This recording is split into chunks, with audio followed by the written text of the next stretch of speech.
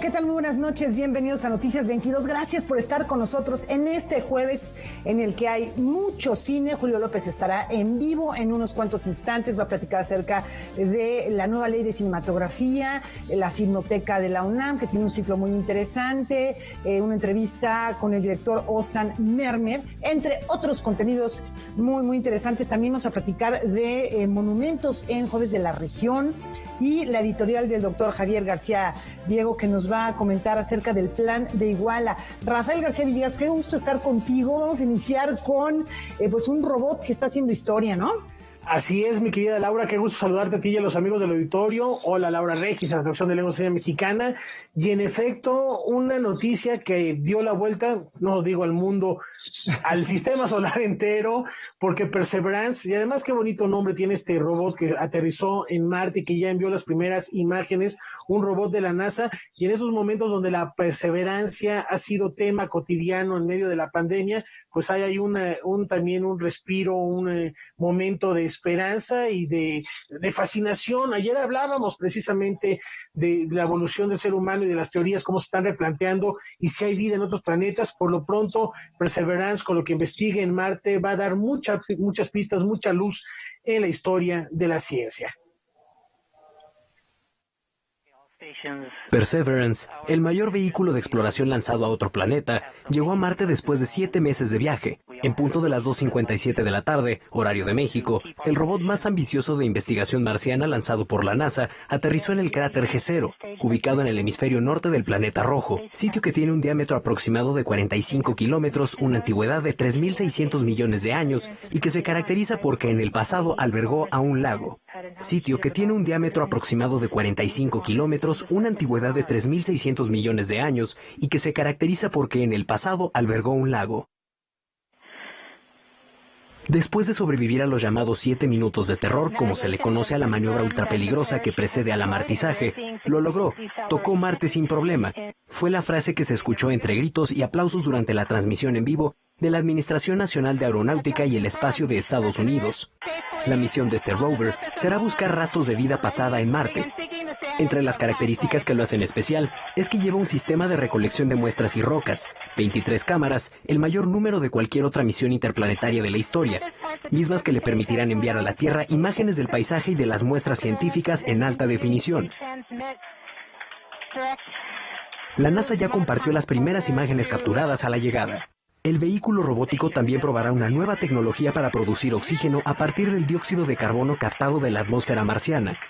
Y como datos curiosos, a la derecha de su rueda central lleva una placa con una varilla entrelazada de serpiente que honra la perseverancia de los trabajadores de la salud de todo el mundo durante la pandemia del SARS-CoV-2. Además de 3 chips de silicio con los nombres de casi 11 millones de personas que se inscribieron para viajar en esta misión. Sin duda, una misión que pondrá a prueba tecnologías pioneras que serán clave para una futura presencia humana en Marte. Con información y texto de Karen Rivera, Rodrigo Peredo, Noticias 22. Pues ya lo vieron ustedes, este vehículo tiene 6 rueditas, tiene 1 tonelada de peso, o sea que no es cosa menor, aunque la ingravidez le permitió hacer este enorme viaje. Y bueno, ya lo dejaban ver nuestros compañeros en esta última parte de la nota. La investigación espacial no solamente tiene que ver con saber qué es lo que había ahí, si realmente es nuestro gemelo helado, como se le conoce a este planeta, sino que va a impulsar el conocimiento y la investigación científica en muchos otros campos que lo veremos reflejado en nuestra vida cotidiana, en nuestros materiales, en la manera en que a lo mejor curamos una enfermedad, todavía no lo sabemos. Así que bueno, pues es importante este tipo de investigaciones. Fíjense que regresando aquí a la Tierra, ya comenzaron, como les habíamos anunciado, las actividades de la 42ª Feria Internacional del Libro del Palacio de Minería. Vamos a ver cómo se vivió la inauguración.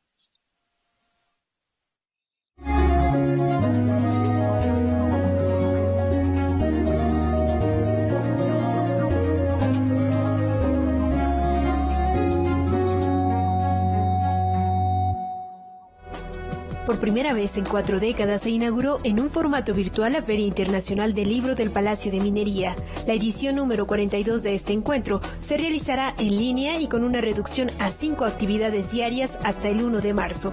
En presencia de autoridades de la Universidad Nacional Autónoma de México, de la Ciudad de México y federales, el rector de la UNAM, Enrique Graue, recordó que de acuerdo con una encuesta realizada por la Coordinación de Difusión Cultural de esta institución, la lectura se ha convertido en un refugio durante la emergencia sanitaria. La lectura es mucho más que un pasatiempo. Es al mismo tiempo no solo un acto de reconstrucción y supervivencia, sino una fuente segura para enriquecernos intelectualmente y superar el aislamiento y la nostalgia de la presencia física. Aun cuando las circunstancias nos impiden la convivencia presencial, el contacto personal y el poder tocar y hojear el texto que nos interesa, el interés por el conocimiento, por las distintas expresiones literarias y por la cultura, no solo sigue vigente, sino que aumenta su relevancia y trascendencia en estas semanas. Estoy convencida de que a pesar de no poder contar con público ni actividades presenciales, esta Feria Internacional del Libro de Minería gana mucho realizándose de esta manera. Por una parte, porque de manera virtual va a poder alcanzar a públicos nuevos más allá de la Ciudad de México. Hoy como nunca debemos de fomentar el hábito de la lectura y es una prioridad para las instituciones educativas y para las instituciones culturales. El director de la Facultad de Ingeniería de la UNAM, Carlos Escalante, agregó que en esta edición se conmemorarán efemérides de autores como Ramón López Velarde, Augusto Monterroso y Fyodor Dostoyevsky. Además, se realizarán una serie de conferencias que abordarán el tema de la pandemia actual desde el punto de vista económico, periodístico, literario y jurídico, así como el ciclo Mitos y Realidades de las Vacunas. Con una sola conferencia por cada especialidad, en vez de las 5, 8 o más que se acostumbra, pero tendremos nuestros ciclos de divulgación científica, de cultura, de la legalidad, de problemas económicos contemporáneos, de salud pública y, claro está, ciclos de contenido literario. La 6ª jornada de literatura de horror estará dedicada a la vida y obra de Amparo Dávila. Por su parte, la directora general del Instituto Nacional de Bellas Artes y Literatura, Lucina Jiménez, comentó que leer es una frontera que permite cruzar mundos en libertad y ayuda a mitigar la incertidumbre.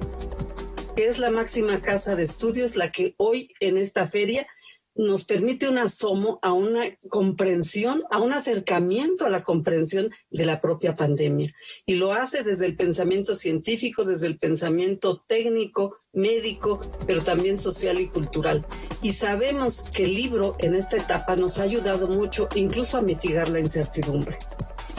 Durante 12 días, el público de la Feria Internacional del Libro del Palacio de Minería podrá seguir las 60 actividades que la integran en 5 horarios, 12, 14, 16, 18 y 20 horas, a través de todas las redes sociales del encuentro.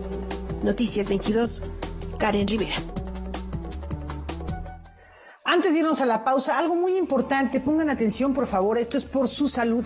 La Comisión Federal para la Protección contra Riesgos Sanitarios emitió una nueva alerta en el país sobre la aplicación y comercialización de vacunas falsas de Pfizer. Esto luego de que las autoridades de Nuevo León desmantelaran una clínica clandestina en el municipio de San Nicolás de los Garza. En el comunicado se explica que estas vacunas son un fármaco apócrifo y pueden presentar un grave riesgo para la salud. En caso de que hayan adquirido ustedes una vacuna, esta les haya sido aplicada, ya sea ustedes o alguno de sus familiares, pueden hacer el reporte a través del correo farmacovigilancia@cofepris.gov.mx. No hagamos eso, hay que esperar nuestro turno, nos va a llegar, sí, hay que tener paciencia, prudencia, como bien decía Rafa hace un momento, como ya nos mostró este robotito que fue a Marte y se tardó 7 meses, no faltará tanto para las vacunas, pero hay que tener paciencia. Con esta información nos vamos a la pausa, regresamos con cine, aquí está Julio López.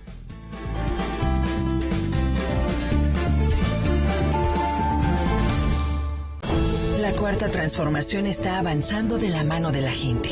¿Cuándo antes un gobierno había puesto a los pobres por encima de todo?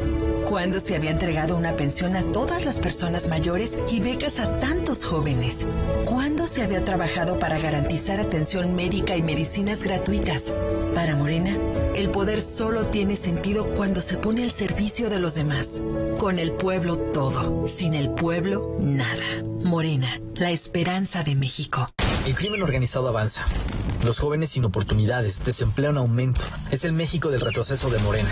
Llegó la hora de corregirlo. El PAN gobierna mejor y gobierna para todas y todos. Aguascalientes captó más de 3,000 millones de dólares en inversión extranjera. Durango es de los primeros lugares en la creación de empleos en 2020. Recuperó más de 7,000. Chihuahua mantiene las acciones integrales y mano firme ante la pandemia. Piensa azul. Cambiemos hacia el futuro. Únete a Acción por México. Partido Acción Nacional. En este periodo electoral, la Fiscalía General de Justicia del Estado de México, a través de la Fiscalía Especializada en Materia de Delitos Electorales, te brinda atención en caso de ser testigo o víctima de un delito electoral. Ofrecerte dinero a cambio de tu voto, recoger tu credencial para votar, condicionar tu voto mediante cualquier presión o amenaza. Son solo algunos de ellos. Infórmate. Cualquier anomalía, repórtala al 01800 7028 770 en nuestras redes sociales o en la aplicación móvil FGJ-Domex, disponible de manera gratuita. Estado de México.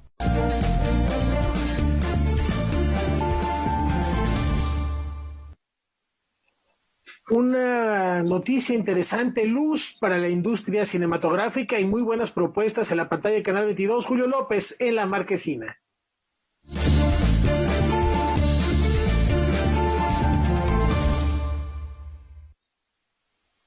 Laura, Rafa, amigos de Noticias 22, pues vamos a empezar con un tema que ha causado polémica. Nos referimos, polémica y algunas dudas también, ¿no? Nos referimos a la nueva ley de cinematografía y audiovisual, ¿no? Justamente entre sus propuestas dice que una película, un blockbuster, no podrá ocupar el 45% de las salas en nuestro país, ¿no? Y justamente a partir de eso, la Academia Mexicana de Artes y Ciencias Cinematográficas el día de ayer dio a conocer su postura y aquí se las presentamos. El pasado martes 16 de febrero, el senador de Morena, Ricardo Monreal, presentó una iniciativa para expedir una nueva ley federal de cinematografía y audiovisual, que al menos en la propuesta pretende generar una revolución en la industria. Desde hace poco más de año y medio, representantes de diferentes sectores de la comunidad participaron en la creación de esta iniciativa que busca en términos generales más y mejores condiciones para la exhibición y distribución de cine mexicano.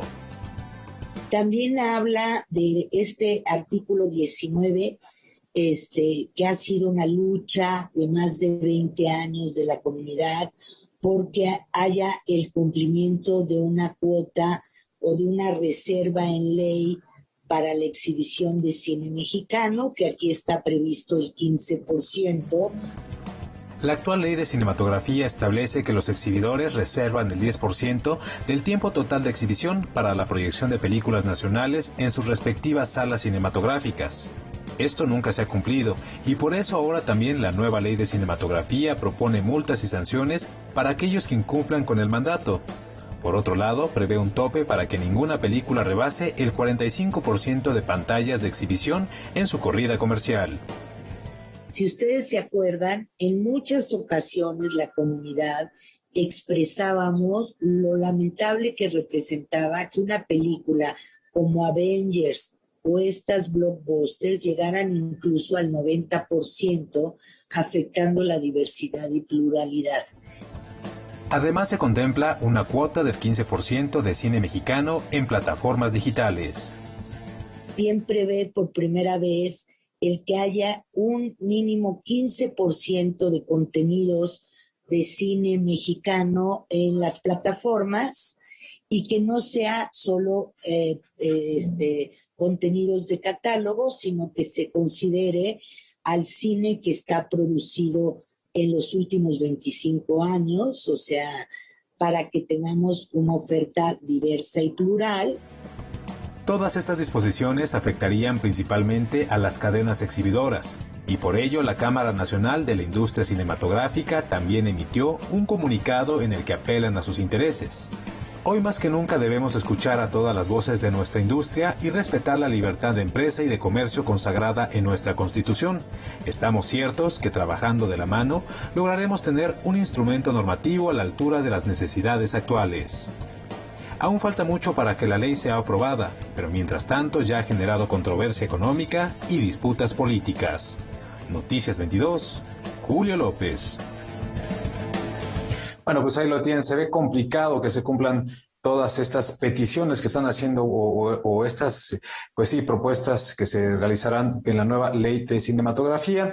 Y cambiando de tema, bueno, pues muchísimas películas se vieron afectadas por la pandemia. Muchas de ellas no pudieron llegar a nuestro país para exhibirse justamente comercialmente. Una de ellas es El Juicio de los 7 de Chicago, que llegó directamente a la plataforma de Netflix. Originalmente la iba a dirigir Steven Spielberg. Bueno, después de muchos años no se consiguió que lo pudiera hacer. La terminó dirigiendo el escritor justamente del guión, Aaron Sorkin, quien pues ahora nos presenta esta historia nominada en 4 categorías a los premios Oscar y que este fin de semana especialmente se va a poder gratis a través del canal de YouTube de Netflix. Vamos a ver de qué se trata. En el verano de 1968, un grupo de ciudadanos estadounidenses hacen preparativos para protestar en la Convención Nacional Demócrata en Chicago en contra de la guerra de Vietnam. 5 meses después, son acusados de organizar multitudes para cruzar fronteras estatales con el único fin de hacer disturbios. Estos hechos son retratados en la película El Juicio de los 7 de Chicago, escrita y dirigida por Aaron Sorkin. When we began shooting the trial of the Chicago 7, each of us knew that we were in rare territory. We knew that the story we were telling was not only an important chapter of American history, but also chillingly relevant to current events. El filme aborda temas como la discriminación racial e ideológica, la corrupción en el sistema judicial norteamericano y el derecho a la libertad de expresión.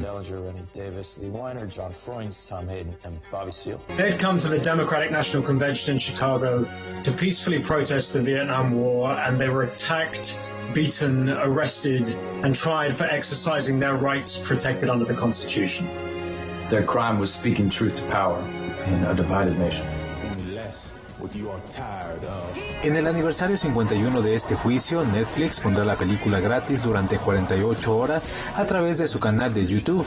Se podrá ver a partir de las 2 a.m. del viernes 19 hasta las 2 a.m. del domingo 21. Cabe destacar que es una de las favoritas de cara a los premios Oscar.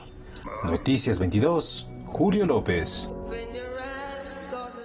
Bueno, vale muchísimo la pena ver esta película que, ya lo decíamos, no va a estar ahí siendo protagonista en las próximas entregas de premios. Y bueno, es jueves de cine mexicano en Canal 22 y como parte de la muestra del CCC, esta noche se presenta Jeep, que retrata una historia en un pequeño poblado muy particular porque parte de este pueblo justamente está en Guatemala y la otra está en México. Desde Alemania el director nos cuenta más de esta historia. Dará muchísimo gusto esta noche escuchar a el coro de la Orquesta Binacional Maya Chung. Me llamo Sam, ahorita estoy en Berlín, vivo en Berlín y estudié un año de intercambio en el CCC, en la Ciudad de México, y hicimos un documental que se llama Yib, que trata de 2 primas, Elena y Alejandra, en un lugar que se llama Ciscao, en la zona la Trinitaria, entre México y Guatemala. Y esas 2 primas, también amigas, cantan en un coro y están buscando la reconexión con su cultura Chuj, Maya Chuj. Cuando llegué a México, no sabía muy bien hablar el español y mucho menos el Chuj, pero fue para mí algo muy interesante llegar a Ciscao y también a Guachacana, que es un lugar en la parte guatemalteca de esa zona, justamente porque había muchas personas que no sabían hablar español en la parte guatemalteca. Y pues encontramos un idioma en común, ¿no? Hablamos con nuestros cuerpos, con sonrisas y no teníamos muchos problemas de comunicarnos, y eso fue la experiencia muy bonita, de hecho. Me llamó la atención la división de una zona antes unida por la frontera y una división de un pueblo, del pueblo Chuj. ¿Y qué pasó después de esa división? En la parte mexicana perdieron un poquito la conexión con su cultura, de sus antepasados, con su cultura chuj. Y en la parte guatemalteca, no tanto. Todavía hablan el chuj, todavía cantan el chuj, todavía llevan la ropa chuj. Y me pareció muy, muy interesante este conflicto de identidad, ¿no? Se podía ver en casi el mismo lugar cómo se desarrolla el mismo pueblo, pero en países diferentes, con leyes diferentes, con reglas diferentes. Nosotros lo entendemos así, de que la base de un árbol es su raíz. Primero que el CCC nos haya escogido para ser parte de la muestra, el CCC, y luego pasó lo del Canal 22. Tuvimos unos screenings, unas presentaciones de JIP en varios festivales en todo el mundo, pero presentar una película que filmamos en México y también en Guatemala, presentarla en la televisión mexicana es totalmente otra cosa. Es como regresar a casa, y estoy muy orgulloso y estoy muy feliz de compartir esa historia que yo vi, que me hizo pensar mucho, que me hizo aprender muchísimas cosas. Ahora tengo la posibilidad de compartirlo con el pueblo mexicano y eso me hace muy feliz. Bueno, pues ahí la tiene. Esta película viajó por Argentina, la India, Egipto y por supuesto por nuestro país, por diferentes localidades de nuestro país. Se podrá ver hoy a las 10:30 de la noche por Canal 22. Y también este jueves, como cada jueves, el reconocido crítico de cine, Leonardo García Tsao, nos da una recomendación muy particular, en esta ocasión sobre una película basada en la vida de un reconocido pintor. Los invito a ver de qué se trata. Bueno, este jueves 25 se conmemora el natalicio 180 del gran pintor impresionista Pierre-Auguste Renoir, y con motivo de ello, Canal 22 va a ofrecerles el martes 23, el próximo martes, la película Renoir, precisamente. Es una película biográfica del director Gilles Bourdos, del 2012 es la película, y se estrenó en el Festival de Cannes de ese año. Es una película que se aproxima a la pintura impresionista de Renoir. Es una visión idílica de la vida que el pintor llevaba hacia el final de sus días. La acción se sitúa en 1915 en su hogar de la Riviera Francesa. Es un lugar idílico en donde recibe a su joven hijo Jean, todavía no cineasta, Jean Renoir, que está convaleciendo de las heridas que recibió en la Primera Guerra. Y a ese entorno llega la joven André, una linda pelirroja, que rejuvenece al pintor y enamora al entonces joven Jean. Y básicamente esa es toda la historia. No hay mayor drama, no hay excesos de melodrama. Para eso habría que referirnos a una biografía de una de las tantas que se han hecho sobre Van Gogh. No es ese el caso. Es una película muy plácida, muy gentil, que retrata la luz, el calor humano, el color, o sea, muy en la línea de la pintura del propio Renoir. Entonces es una película que se deja ver muy bien, es una película muy disfrutable, las actuaciones son estupendas. Está Michel Bouquet, el gran veterano Michel Bouquet en el papel de Renoir, está la joven Christa Trenet en el papel de André, y está Vincent Rottier en el papel de Jean Renoir. Todo esto está basado en una novela biográfica del bisnieto de Renoir, que se llama Jacques Renoir. O sea, todo queda entre familia. Y es una película, como les digo, que nos lleva a ese mundo mágico de la pintura, del sol, del amor, de forma muy, muy disfrutable. No se la pierdan este martes próximo a las 22 horas aquí en el Canal 22. Bueno, pues ahí lo tienen muchísimo que ver este fin de semana. También hay que recordar que en el canal de Filmin Latino está un ciclo que se llama Afrovisiones, que es curado por Ambulante, y ahí encuentran todavía hoy una película que se llama Yo no soy tu negro, ¿no? Y muy interesante, y que el fin de semana también arranca un ciclo curado por la Filmoteca de la UNAM que tiene que ver con la lengua materna, y arrancan el domingo con la película Sueño en otro idioma de Ernesto Contreras. Así que hay muchísimas cosas que ver. ¿Cuál se te antoja de todas estas, Laura? Bueno, la verdad es que aunque yo ya vi la película en torno a Auguste Renoir, Yo no soy tu negro, esa se me antoja muchísimo. Pero bueno, como para algo ya conocido, y me gusta mucho cómo lo explica Leonardo García Tsao, hay vidas que son dramas, y a veces lo que se busca no es la obra, sino la personalidad y el drama detrás de ese artista. En el caso de Renoir, pues es un pintor del color, de la luz, de la alegría, de la sensualidad, de la sencillez, y pues con esta paleta tan luminosa. Esto se retrata en el ocaso, en la última parte de su vida, que es lo que muestra efectivamente como si fuera un lienzo. No hay más, como si fuera un lienzo haciendo mucha justicia a su propia obra. Y creo que vale mucho la pena de pronto también sentarse frente a la televisión y no sufrir como a veces suele hacernos el buen cine, caray. Bueno, una buena historia. Muchas veces pensamos que tiene que tener un contenido que nos sacuda.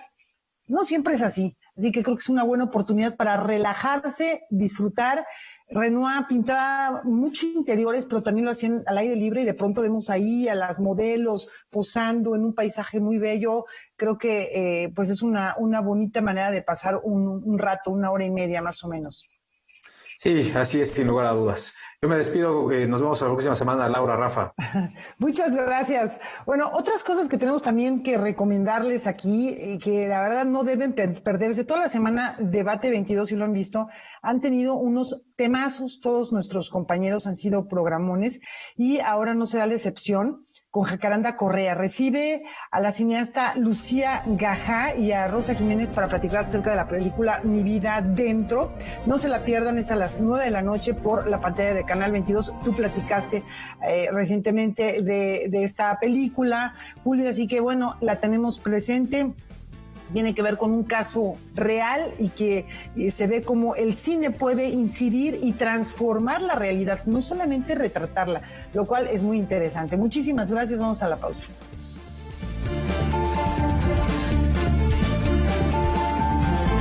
No es para quedar bien con el electorado, no es por aparentar que se cumple la ley, no es para cumplir con lo políticamente correcto. La participación de las mujeres en la política debe ser paritaria y ejercerse en condiciones de igualdad en todos los niveles de gobierno. El INE promueve nuestra participación y garantiza nuestros derechos políticos y electorales. Para que la democracia sea plena, contamos todas, contamos todos. INE. El 2020 fue el año del cambio, pero no del que esperábamos. Cambiamos nuestra forma de estudiar, trabajar y salir. Cambiamos para sobrevivir, para salir adelante. En unos meses estoy segura de que juntas vamos a cambiar a quienes hoy están tomando malas decisiones, porque ellos no cambiaron. Se quedaron en el pasado y eso le está haciendo mucho daño al país. Sigamos cambiando por el bien de México. Es momento de comenzar la evolución mexicana. Movimiento Ciudadano. ¿Cómo vas, hijito? Muy bien, abuelita. Te está quedando muy bonito. Gracias, estoy haciendo mi mejor esfuerzo. Recuerda, tenemos que amar a México. Sí, abuelita. No, mamá, no me voy a ir del país. Yo creo en México y aquí voy a salir adelante. Hoy más que nunca, tenemos que amar, creer y luchar por nuestro país. PRI, el Partido de México.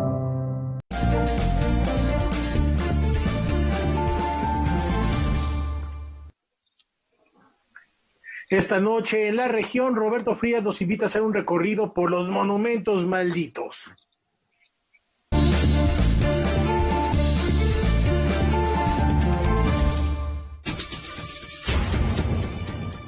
Hay veces en que se antoja pensar que existen otras realidades, que desde la esfera de lo sobrenatural pueden llegar hasta nosotros complejos y funestos designios como las llamadas maldiciones, que obedecen al resultado de nuestros actos reprobables y son como una especie de revancha del karma que permite a los agraviados dar un golpe de venganza final.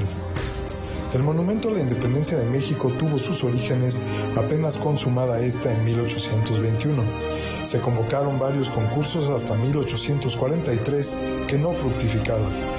El presidente Antonio López de Santana convocó un concurso que tuvo como resultado el comienzo de la construcción del monumento en la ahora Plaza de la Constitución, pero la obra se suspendió durante una de sus habituales salidas del gobierno, gracias a los problemas suscitados por la anexión de Texas a Estados Unidos. En 1865 se volvió a convocar un concurso y la emperatriz Carlota puso la primera piedra, pero la caída del imperio volvió a dejarlo trunco. Fue hasta la presidencia de Porfirio Díaz que se pudo llevar a cabo el monumento, ya casi como parte de la celebración del centenario de la independencia. El monumento se inauguró el 16 de septiembre de 1910 y el estallido del movimiento revolucionario comenzó el 20 de noviembre. Los fantasmas de la independencia venían en busca de Díaz. También cabe mencionar que el 23 de septiembre de ese mismo año habría de colocar el presidente la primera piedra de lo que tenía que ser su Palacio Legislativo Federal, obra que quedó interrumpida por la lucha revolucionaria y que paradójicamente se convirtió en el monumento con el que habríamos de honrarla. Durante el gobierno del presidente Felipe Calderón Hinojosa y con motivo de la conmemoración del bicentenario de la independencia y del centenario de la revolución, se dispuso que se construyera un monumento que marcara la celebración. En medio de dudas sobre la legalidad del proceso para resolver el concurso del proyecto, un escándalo por el costo del monumento final, que pasó de un estimado de 200 millones de pesos a 1.500, una creciente crítica a la calidad estética del resultado y una muy fuerte desaprobación del mandato del presidente por su llamada guerra contra el narcotráfico, que ha dejado decenas de miles de muertos en nuestro país, la llamada Estela de Luz ya no celebró nuestras conquistas democráticas, sino que se convirtió en un monumento a las víctimas de la guerra del presidente Calderón. Su inauguración en 2011 sirvió como corolario de ese gobierno, como una especie de recordatorio de que el karma de la democracia mexicana continuaba persiguiendo a quienes se creen capaces de burlarla. Si fuera acaso real que existen las maldiciones, mucho se deberían cuidar los políticos mexicanos de rendir culto a la democracia y levantarle monumentos si sus corazones no son puros, como le dijo el mago Merlín al que habría de ser el rey Arturo cuando se enfrentaron a la espada en la piedra. Para Canal 22, Roberto Fríes.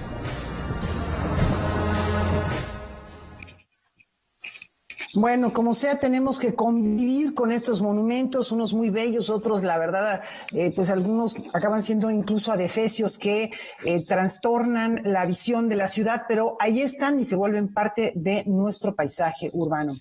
A lo mejor vieron ustedes en redes sociales, en unas cuantas horas se hizo realmente viral. Hace unos días el Instituto Nacional de Estudios Históricos de las Revoluciones de México reportó que Facebook había restringido su perfil, el perfil de esa institución. Vamos a saber cuáles fueron los motivos, qué es lo que pasó. Nos acercamos a Felipe Ávila Espinosa, director general de esa institución. Vamos a ver qué comenta. Por haber infringido su normatividad, Facebook restringió el acceso a la página del Instituto Nacional de Estudios Históricos de las Revoluciones de México. 4 días después, la plataforma corrigió su error y el instituto ya puede compartir los contenidos que genera. El 14 de febrero pasado nos llegó un comunicado y nos dimos cuenta de que nuestra cuenta en Facebook institucional, la del Instituto Nacional de Estudios Históricos de las Revoluciones de México, estaba suspendida temporalmente. Cuando pedimos una explicación nos dijeron que por violar las reglas comunitarias, literalmente, esa fue la respuesta, y nos hicieron saber que había sido por un contenido que nosotros habíamos publicado el 1 de mayo del 2020, en donde nosotros, como parte de las efemérides históricas que todos los días subimos en nuestras redes sociales, habíamos dicho que el 1 de mayo de 2011 el presidente de Estados Unidos, Barack Obama, había anunciado la captura y la ejecución de Osama Bin Laden. En un principio, Facebook informó al instituto que su página estaría restringida por 24 horas, pero después le informó que serían 60 días. Nosotros pues estuvimos tratando de convencerlos, pero una cosa que me parece importante de discutir, y esto pues yo creo que es una discusión colectiva a la que estamos obligados, es que pues no existe ningún derecho de réplica, ningún derecho de audiencia. Son decisiones que se toman, que a veces, como en este caso, pues no están justificadas y simplemente se ejecutan y ya no hay manera de apelar, ni de argumentar, ni de tratar de echar atrás una decisión que nos parece que es inadecuada. Lo que están haciendo en los hechos es un acto de censura, ¿no? Quisiera también comentar que hace poco menos de una hora Facebook ya nos desbloqueó nuestra cuenta. A partir de que pues muchas instituciones hermanas de la Secretaría de Cultura, de la Secretaría de la Presidencia, amigas y amigos que tenemos que pues comenzaron a solidarizarse con nosotros y a protestar por esta medida. Bueno, finalmente hace unos momentos Facebook rectificó y ya nos restablecieron nuestra cuenta. Noticias 22, Alberto Aranda. Bueno, y cambiando de tema, desde hace 40 años el Centro Cultural Los Talleres se ha dedicado a promover y enseñar danza contemporánea, particularmente en proyectos multidisciplinarios. El evento más distintivo de este espacio es la temporada de danza, soliloquios y diálogos bailados.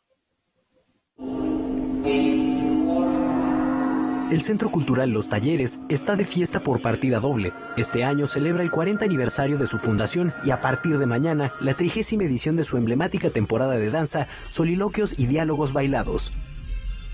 Los 30 años de soliloquios y diálogos bailados para mí han representado no solo una temporada que se hizo especialmente para talleros, históricamente para las características del foro, pequeño, íntimo.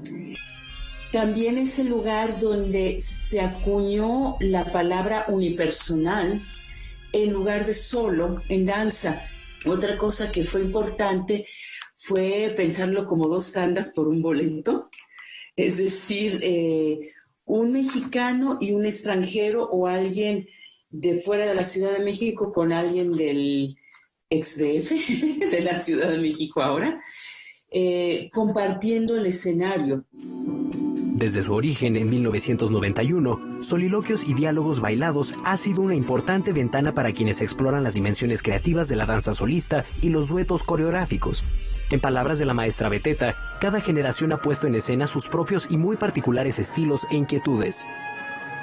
Hubo una época que todo fue danza teatro, otra que hubo más incursión del buto, otra que, bueno, el contact tuvo un momento también, de los primeros momentos.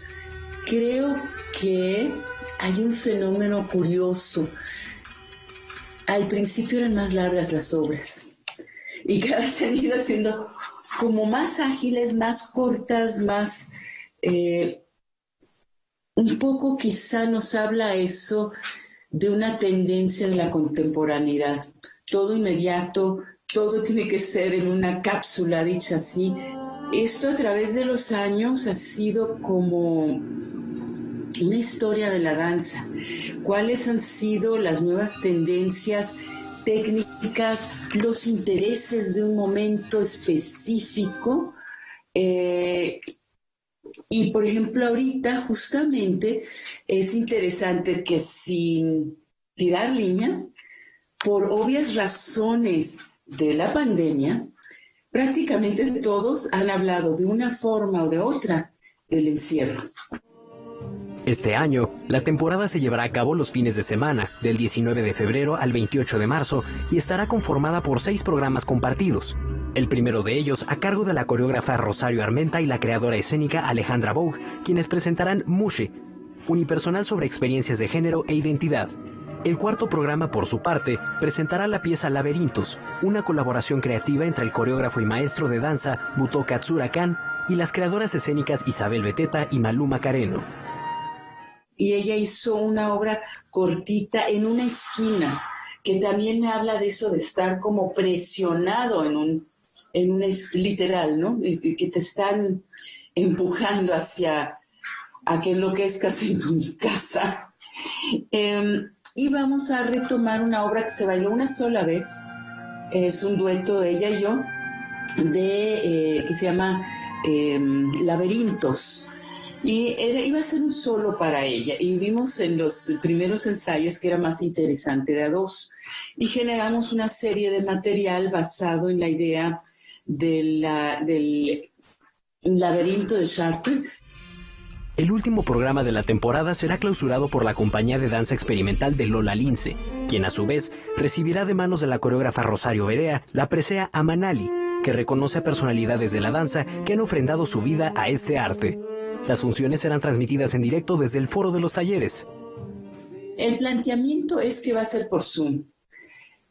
Posiblemente ya sea las últimas 2 semanas tengamos mixto, es decir, 1/3 del foro, pero se irá anunciando sobre la marcha si esto sucede. Los boletos pueden adquirirse a través del teléfono 55 64 43 0040 y el programa completo se encuentra en el sitio web lostalleres.com.mx. Con información y texto de César H. Meléndez, Rodrigo Peredo, Noticias 22.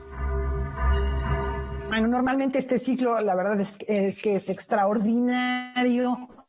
Ojalá lo puedan seguir. Antes de la pausa, los invitamos a consultar la página de Noticias 22 Digital. Ahí van a encontrar disponible la charla que nuestro equipo tuvo con Junko Ogata, Lía García, Fernanda Latani y Gabriela Jauregui sobre el libro Tsunami 2. Es un trabajo que reúne diferentes voces para explicar la imposibilidad de construir desde un feminismo que tiene deudas con las diversidades sexogenéricas, con las mujeres racializadas. Y con esta invitación nos vamos a la pausa. No se lo pierdan, vayan a la página de Noticias 22 Digital. Volvemos.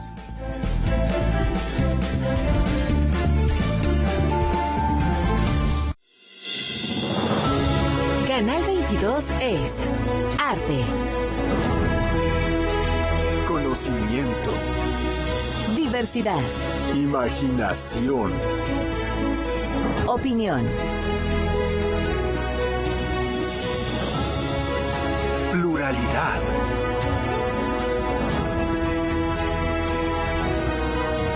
Diversión. La revista Telemundo Cine posicionó a Canal 22 como el canal de televisión abierta de mayor preferencia por los líderes de la industria audiovisual en México. Asimismo, el Reuters Institute de la Universidad de Oxford, Inglaterra, ubicó a Canal 22 como la televisora más confiable del país. Anúnciate y sé parte de la comunidad de Canal 22. Comercial @canal22.org.mx.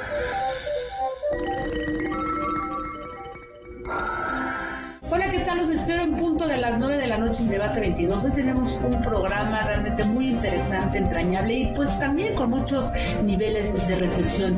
Hoy tenemos aquí en Debate 22 a Lucía Gajá, directora del documental Mi Vida Adentro, y de Rosa Jiménez, la protagonista, una mujer migrante que permaneció 18 años injustificadamente en una prisión de Estados Unidos. Hoy, hace algunos días, algunas semanas, acaba de salir libre y nos platica justamente de su experiencia aquí en Debate 22, así es que los espero. Debate 22 con Jacaranda Correa, 21 horas.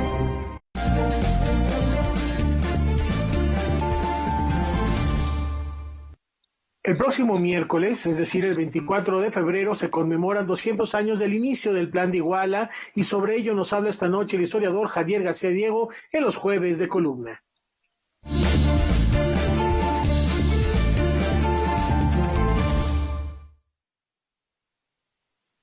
El Plan de Iguala es uno de los documentos más importantes de nuestra historia, pues con él se organizó el movimiento con el que se conquistó la independencia. No es el inicio del movimiento, es el final. Distintos contextos, distintos protagonistas. Ubiquémoslo. A finales de 1820, Iturbide fue enviado al sur a combatir a Vicente Guerrero, que llevaba varios años como guerrillero en esa región. No lo pudo vencer, y mientras Iturbide cambió, ya no quiso ser un comandante realista, sino decidió encabezar el movimiento de independencia. Para ello invitó a Vicente Guerrero a que se le uniera. Estuvieron en negociaciones desde enero de 1821. El Plan de Iguala fue proclamado el día 24 de febrero de 1821, obviamente en Iguala. La redacción fue única de Agustín de Iturbide, él es el único firmante, aunque se sabe que Vicente Guerrero estaba de acuerdo con el espíritu del documento. Este tiene dos partes. Por un lado la proclama y por otro lado el plan con 24 no artículos sino indicaciones. Lo más importante es señalar que la indicación número 1 y además por encima también en la proclama está la conservación de la santa religión, así se dice, ¿sí?, por encima de la independencia. La santa religión porque se está luchando no contra la monarquía española, sino contra un gobierno liberal y masónico que había llegado al poder en España en 1820 y que lo conservaría hasta 1823. Es importante señalarlo, Agustín de Iturbide no está rompiendo con la monarquía española, está rompiendo con ese gobierno liberal y masónico de reciente creación. La independencia que propone es una independencia absoluta, ¿sí?, pero a España le agradece 300 años de tutela magnánima, así lo dice la proclama del plan. Como en las familias, cuando los hijos y los nietos adquieren madurez y se independizan, así igual lo ve Iturbide. Dice, ya la rama es igual al tronco. Estoy citando sus palabras. Algo muy importante para poder entender este plan y esta proclama es el concepto de unión. Lo que busca Iturbide es la unión de europeos y americanos, indios y castas. En esto lo sigue Vicente Guerrero. Otro punto fundamental, no proponen construir una república, sino el imperio mexicano, esto es, una monarquía moderada. Insisto, no se rompía con la monarquía española. De hecho, se invita a reinar en este nuevo imperio mexicano a Fernando VII, que había sido depuesto en España, o a otro individuo de la casa reinante. Así lo señalan el plan y la proclama. Menciono otros elementos. La indicación número 12 dice que todos los habitantes son ciudadanos sin distinción alguna. La número 16, la creación del ejército de las 3 garantías con el que se conquistará la independencia. Las 3 garantías son religión en primer lugar, independencia en segundo, unión en tercero. La indicación número 24. Se instalarán cortes, o sea, un congreso, para hacer la constitución imprescindible para tener una monarquía moderada, en otras palabras, monarquía constitucional. Concluyo. En lugar de discutir el papel del plan, el papel de Iturbide y el papel de Vicente Guerrero, hay que reconocer la naturaleza de este documento. Y hay que reconocer que Vicente Guerrero lo aceptó y lo firmó, que fue miembro del ejército de las 3 garantías, él y muchos otros independentistas, por una sencilla razón, porque se dieron cuenta, Guerrero y los otros guerrilleros y los otros independentistas, que ellos podrían sobrevivir, que su lucha podía mantenerse muchos años todavía en el sur del país, pero que no conquistarían la independencia. Solo unificados con Iturbide había la posibilidad de conquistar la independencia, y tal es la importancia del Plan de Iguala. Muchas gracias al doctor Javier García Diego por esta intervención que clarifica muchos aspectos de la historia. Una muy triste noticia, la soprano mexicana Violeta Dávalos falleció a los 52 años de edad. Ella fue víctima de una peritonitis, según informó el crítico de ópera José Noé Mercado, también escritor. Ella desarrolló una trayectoria muy importante, fue reconocida en espacios como la Ópera de Mahón, también en el concurso Carlos Morelli, interpretó protagónicos de Tosca, Madame Butterfly, Don Giovanni, entre otras óperas, siempre reconocida como una de las mejores de su generación, una de las mejores sopranos, intérpretes de su generación, perteneciente también a ensambles solistas de Bellas Artes. Un abrazo solidario a sus familiares y a sus amigos. En otros temas, luego de estar mucho tiempo en juntas de trabajo a distancia, el compositor Carlos Iturralde comenzó a darse cuenta de la posibilidad de las plataformas de videoconferencia como un instrumento para el desarrollo musical, y así nació Replichant. Vamos a conocer más.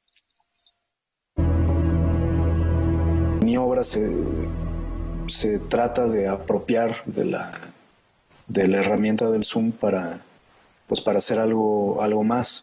Cómo realmente nuestros replicantes son los que están en el Zoom, ¿no? Son como una instancia distinta de nosotros. Me di cuenta que podíamos tener no solo una, sino varias instancias. Entonces, si tienes varios dispositivos, puedes repetirte. Y en base a eso, ideé una narrativa que consiste en, como te decía, en la apropiación de la idea de la videoconferencia. La pieza se llama Replichant. Es un trabajo que está inspirado en el error y que incluye fragmentos instrumentales, electrónicos e improvisaciones. Es una obra que se desarrolló en colaboración con el ensamble suizo Contrechamps, que está especializado en la interpretación de música del siglo XX-XXI, junto con el ensamble mexicano Liminar. Es una obra un poco en proceso, ¿no? Yo tenía la idea de que se hiciera en vivo, pero pues finalmente todo se ha tenido más bien que grabar y se ha tenido que presentar en diferido, ¿no? Entonces pues eso también representó algunos problemas, pero estoy bastante contento con el resultado. Creo que refleja mucho el momento que al menos yo estoy viviendo y que creo que sí comparten muchas personas, ¿no? Y pues trata de convertir también las palabras en música. Esta obra se estrenará el viernes 19 de febrero a las 18 horas en el canal de YouTube de Limbal. Es un concierto que forma parte del Foro Internacional de Música Nueva Manuel Enríquez, Laboratorio Virtual de Creación Musical. Los invitamos en diferido, no por eso es menos el gusto, a ver no solo esta pieza, sino las otras piezas del programa, que son Swallows de Daniel Sea, I Hear in Bed de Carlos Sandoval, Les Moutons de Panurge de Frédéric Chevsky y Replichant, que es mi obra. Noticias 22, Óscar Cortés. Y llegamos al final de este programa y lo hacemos como es costumbre con música, hoy recordando al compositor Gustave Charpentier a 65 años de su partida, uno de los pilares indiscutiblemente del realismo musical francés, aplaudido por el propio Charles Gounod. Fue pupilo además de Jules Massenet, recibió la medalla Chevalier y la distinción Commandeur de la Légion d'honneur. En 1902 inauguró además el Conservatorio Popular de Mimi Pinson, entre otras actividades.